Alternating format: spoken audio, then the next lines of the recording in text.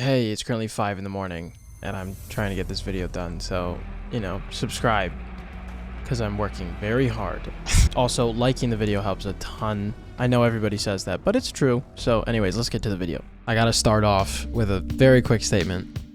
This video, you will need to watch till the end to get the full argument of what I'm trying to say. And no, that's not some weird gimmick to get you to watch the whole video.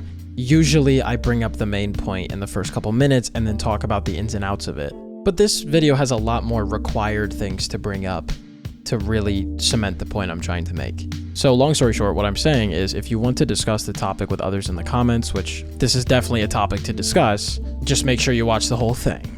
Okay, what really brought this topic back up in a more potent way was the new perk called Batteries Included. This is what Batteries Included does, and this is how it released to live servers. The main thing you'll notice is that Batteries Included now disables in endgames, and as bhvr says here, it would be unfair that, quote, every gen would be on an endgame, and it would make the perk too strong. And now, people brought up a point, which is completely fair and has since been misinterpreted, that survivors have MFT Hope, which gives them a 9% haste stack, which specifically applies in endgame. But bhvr quickly adjusted something in which a killer would have haste stacking in endgame.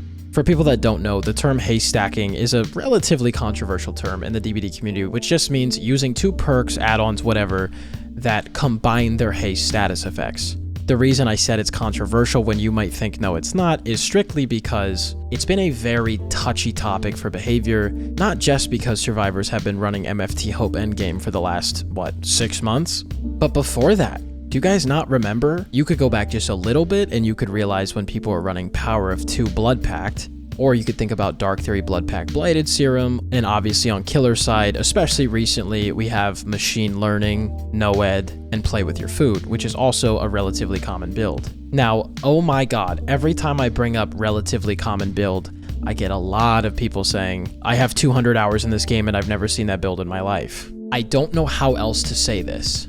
You're not there yet. And that's okay, and I'm not judging, but I can prevent like 100 comments now by saying that. When I first started DBD, I was a killer main only, and I saw so many killer mains complaining about DS on social media and the internet and stuff. And I was like, what is DS? I've never even seen this perk. People really just complain about nothing, which is kind of what I'm receiving in my comments now. So honestly, I understand where you're coming from. But let me put it this way. You can't really decide that what someone else says is false if you don't have a better understanding of their perspective. And to put in the simplest way possible, if you don't have a full understanding of this game, then you don't get to decide what's fair and unfair. Anyways, I've spent too much time on this point. Let's continue. Let me just hurry up and give you the main point of this video. People are upset because Batteries Included, a perk that stacks with a haste perk in endgame, is being reverted or buffed from its current state the same day MFT, a haste perk on the survivor side that stacks with an endgame haste perk, is being nerfed. And you might think when you only hear that information, oh my god, that's so unfair, they're favoring killers. But you and I, people with brains, understand that just because there's similarities doesn't mean they're identical. MFT, as long as you're injured, is consistent haste. And as we've talked about in a previous video, in the current meta where staying injured the whole game is actually a buff, most people stayed injured. And once the exit gates are powered, then Hope and Mate for this combine to be 10% haste, making you the same speed as many killers in this game, making loops infinites. And it was very punishing on M1 killers, aka the weaker killers of the game that struggle more in endgame, and against stronger, more meta killers, it didn't really do much because obviously a Huntress can still hit you when you're really fast. This perk combo was really unhealthy because it was really broken against the weak killers, incentivizing everyone to only play full meta, and caused even more killers to bring regressions, just hoping they don't get the exit gates powered. And then on the other side, we have Batteries Included, where when you're by a gen, you gain temporary haste, and Noed, a hex that can be cleansed and lights up to everybody on the map in a certain range. These are not the same thing. I've seen multiple comments asking for evidence on the topics I'm talking about because they don't see these discussions I'm seeing. So here you go. Here are some tweets about it. Again, you can even just tell from the tone of these tweets that these people aren't going into this with an objective stance and a mind ready to balance perks. They're going into this hoping their side gets compensation.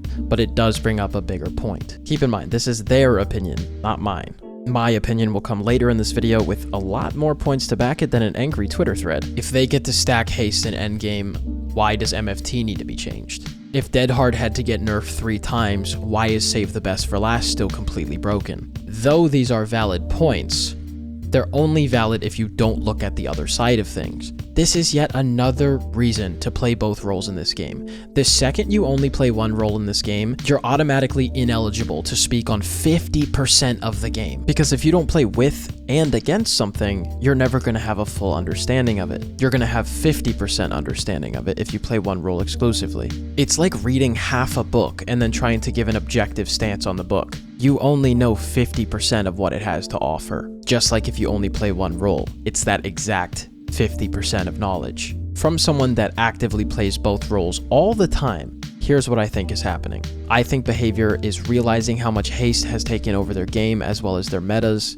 and they are trying to cut down on haste as a whole, not just for one role. And after seeing the haste in action on the PTB, they might have gotten a little nervous that they were feeding more haste into their game and were worried about haste stacking in endgame. Something that they're just now trying to remove with MFT going to Deep Wound. This is not fact, this is speculation, but all I'm trying to prove with this speculation is to show how emotional the responses of the Survivor players are. And you'll see it on both roles in this game. You can tell when someone only plays one side because instead of asking why would they make this change, they instead just jump on the opportunity they have to get really mad at the air. If I could simplify this point down, the response to this announcement was one side clearly showing that they only play one side. Because if you look at creators that are very focused on the game's balance, not just the balance of one role, or dare I say the advantage of one role, then you'll see the opinions all said the same thing, including myself. I'm only including myself for my own validation, but the point was, batteries included never needed the nerf. People that have played with Noed know that Noed is extremely situational and does not get value every game. Now add a haste perk to that, and yes, it is haste stacking, but it's a haste perk where the haste isn't even consistent.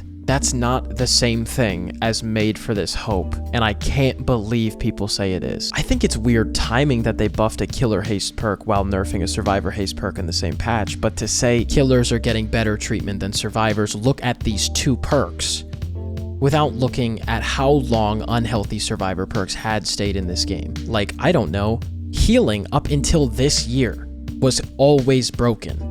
Objectively, not opinion, objectively. And then to have Boon Circle of Healing, the single strongest perk that has ever graced this game, to be stacked on top of the already fast heals.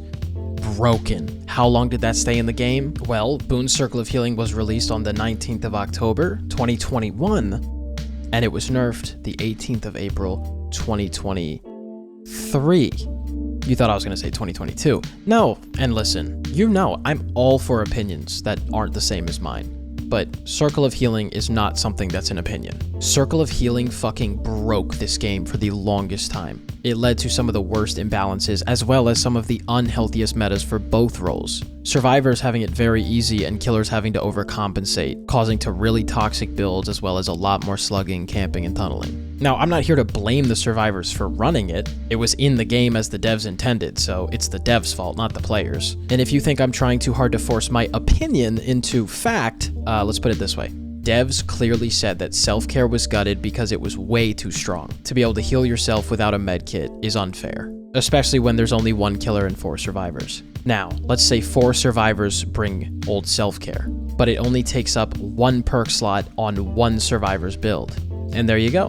There's Boon Circle of Healing. It's a perk that devs already gutted once because it was too strong and it was multiplied by 4 in strength. I need to hammer this into your head that Circle of Healing was scuffed because it's very important to my point. That perk was left completely unchanged for a year and a half. For people to currently be saying that survivors don't get strong perks left in the game because MFT was finally nerfed, are wearing their emotions on their sleeves and are objectively incorrect because of it. But if you hate me and hate the points I'm making and are convincing yourself that that boon was fine, then what about DS? What about old Dead Hard? What about current background player? What about Buckle Up for the People? What about the amount of options for haste stacking? I hope this is the last time I have to talk about Made for This. But guys, get this in your head. The reason Made for This was overpowered was the uncertainty it offered. Not full well knowing if someone's running Made for This and playing accordingly, isn't very fair. Let me drop my opinion for a second, so moving away from factual statements. Do I think Made for This needed the nerf? Not really. Do I think the nerf is too harsh? No, I don't. It's just an anti-tunnel now. It's no big deal. If you can't loop without Made for This, you shouldn't have been running Made for This in the first place. Because Made for This only benefited people that were already proficient in Chase, besides making the occasional vault. Otz, I believe, has a full video on this. I'll check after I do this voiceover and I'll put the link here or something. But it was a really well put together video about how uncertainty in a perk is really unhealthy for the game, but more unhealthy because it allows subtle cheats to go unnoticed, which subtle cheats is something DBD has struggled with for a very, very long time. Again, I'm not going to dive down that point because Otz has already done it and we all love Otz, so go watch that. Now, final lowdown. Does it appear in the current state of DBD that devs changing Made for This and reverting batteries included looks like they favor the killers? Yes. But when you bring all the information and history of this game into play, is that the case? In my opinion, no. The only way this could turn from a theory into a fact is by going over every single perk change that's ever happened. And if you think I'm about to make a 12-hour video about all of the changes in Dead by Daylight's history, you might be right.